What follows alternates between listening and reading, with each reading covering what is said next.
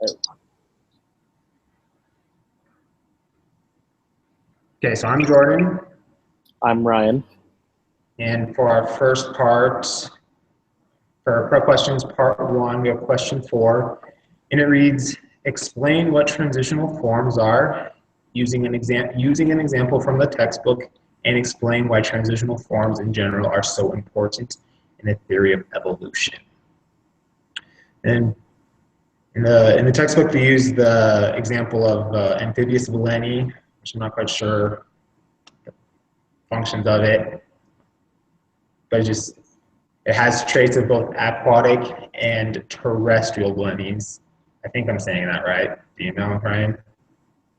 Sounds good enough. I'm not entirely sure how to pronounce it either. Yeah, so Valenies. So transitional forms are forms that organisms take place or that have coming from one environment into another. So there's Valeni, as there's an aquatic and a terrestrial. The terrestrial came from an aquatic environment, and the Valeni that is intermediate or is transitional kind of has both aspects, physical traits or functions, as an aquatic and a terrestrial Valeni. Yeah, exactly.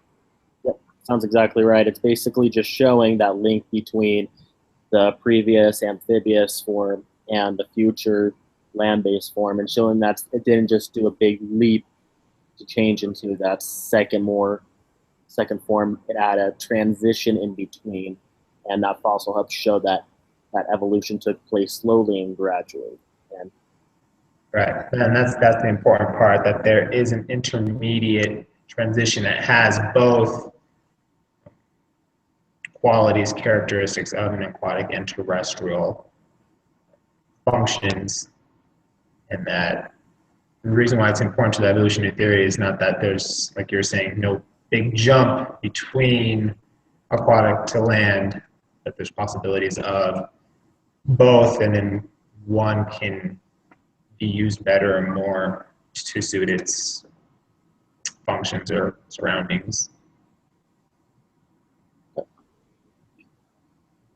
And anything else? no, I think that pretty much sums up that question 4 there. Okay. Then stop the broadcast. You're good?